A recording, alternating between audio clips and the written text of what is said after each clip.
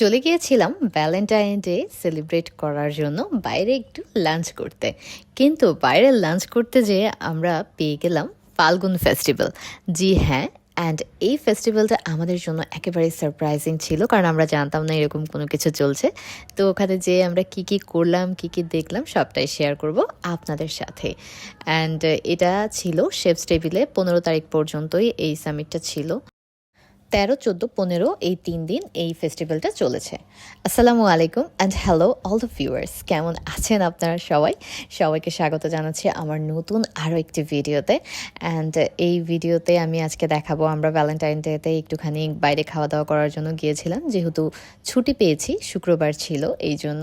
And ওখানে যেয়ে আমরা দেখলাম যে ওখানে অ্যাকচুয়ালি হচ্ছে ফাল্গুন ফ্লো চলছে, একটা ফেস্টিভ্যাল চলছে ফাল্গুন উপলক্ষে। তো আমরা যেহেতু পেয়ে গিয়েছি, একটু ঘোরাঘুরি করে দেখছিলাম কি অবস্থা। আমরা হচ্ছে সুন্দর করে ওনারা যেই ওয়াকওয়ে বানিয়েছে সেই ওয়াকওয়েতে হেঁটে হেঁটে যাচ্ছিলাম, অ্যান্ড সেটার একটা ভিডিও নিয়েছিলাম। আসলে এখন নর্মাল ভ্লগ ভিডিওর জন্য ভিডিও নিলেও হয় না, রিলসের জন্য ভিডিও নেওয়া লাগে, সেই জন্য রিলস জন্যও কিছু ভিডিও নিচ্ছিলাম। তো ওনাদের যে ডেকোরেশনটা ছিল একেবারে মানে দেশি ডেকোরেশন।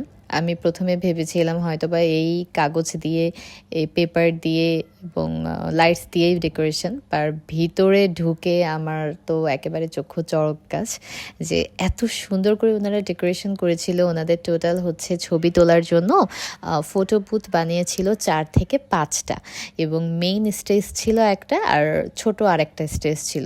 টোটাল 2টা স্টেজ আর 4টা ফটো বুথ। অ্যান্ড এইগুলো ছাড়াও কিন্তু আরও অনেক রকমের ডেকোরেশন ছিল। এটা ছিল ওনাদের ছাদের ডেকোরেশনটা, উপরে ডেকোরেশন এরকম ছিল। আমার কাছে এই ডেকোরেশনগুলো যে এত সুন্দর লেগেছে, বিশেষ করে ফ্লোরাল থিমে যে কয়টা ডেকোরেশন হয়েছে, এই ডেকোরেশনগুলো খুবই সুন্দর।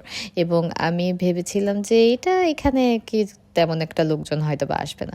পরবর্তীতে খেয়াল করলাম যে না, অনেক লোক এসেছে, এবং এখানে ছোট ছোট অনেকগুলো স্টল ছিল, বলতে গেলে একটা মেলা বসেছিল। তো আমি সবগুলো স্টলেই গিয়েছিলাম। কোনো স্টলে খুব বেশি ভিড় ছিল, কোনো স্টলে একেবারেই লোকজন ছিল না, কিন্তু সবাই দেখলাম ভীষণ এনজয় করছিল। আমার হচ্ছে ওনাদের প্রত্যেকটা স্টলের যে নাম, যেই ব্যানারগুলো আর কি তারা বানিয়েছিল, সেই ব্যানারগুলো দেখতে খুব ভালো লাগছিল। সবাই এখানে স্টুডেন্ট ছিল, সবাই ভীষণ ক্রিয়েটিভ ছিল। ছোট ছোট নারী উদ্যোক্তা যারা আর কি অনলাইনে কাজ করে, তাদের অনেকের পেজ আমি আর কি ফেসবুকে দেখেছি, তাদেরকে সামনাসামনি আর কি এই সামিটে দেখলাম আমি। অ্যান্ড এখানে হচ্ছে কনসার্ট হবে, কনসার্টের জন্য স্টেজ রেডি করা হয়েছে। 14 তারিখে কনসার্টের তেমন একটা কিছু ছিল না, 15 তারিখে মেইন কনসার্ট হবে। এদিকে লেজারের লাইটিং ছিল, সেটা দেখে আমার ছেলে আর কি লেজার টাচ না করার যে একটা গেম আছে সেই গেমটা খেলছিল। এটা দেখে আমি খুব আর কি মজা পেয়েছিলাম। অ্যান্ড এটা মিস্টার বিস্টের একটা ভিডিও আছে এরকম লেজার টাচ না করার, সেই ভিডিওটাকে সে কপি করছিল, পরে আমি বুঝতে পারলাম। এদিকে আমার হাজব্যান্ড আর আমার ছোটো বোন ছবি তোলাতুলি করছিল। ওদের কাজ হচ্ছে ছবি তোলা, আর আমার কাজ হচ্ছে ভিডিও করা। ওরা কখনো আমার ছবি তুলবে না, আর আমি ওদের ভিডিও করতেই থাকবো। অ্যান্ড এই ডেকোরেশনটা যে এত সুন্দর হয়েছিল, পুরো না একদম প্যালেসের মতো লাগছিল। আর এইখানে সব থেকে বেশি ভিড় ছিল।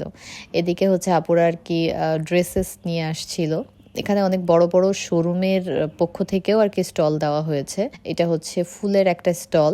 এখানে একটা রুমের ভিতরে দেখলাম এরকম গেমিং বা এন্টারটেইনমেন্টেরও একটা সেকশন রাখা হয়েছে, যেখানে পাখি দিয়ে ভাগ্য গণনা করছিল। এগুলো যেহেতু শিরক, এগুলো মানে করার কোনো মানেই হয় না, বাট পাখিটাকে দেখে আমার কাছে খুব কিউট লেগেছিল, এই জন্য আমি একটা ভিডিও করেছিলাম শুধুমাত্র।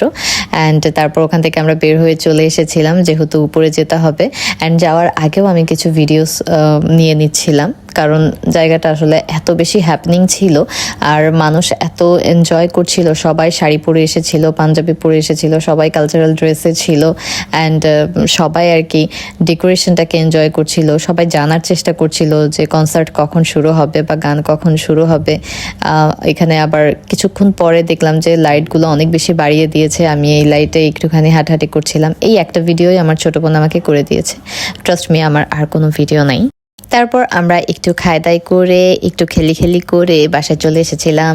অ্যান্ড লাস্ট পর্যন্ত আমার ভিডিওটা দেখার জন্য অনেক অনেক ধন্যবাদ। সবাই লাইক, কমেন্ট, শেয়ার করে পাশে থাকবেন।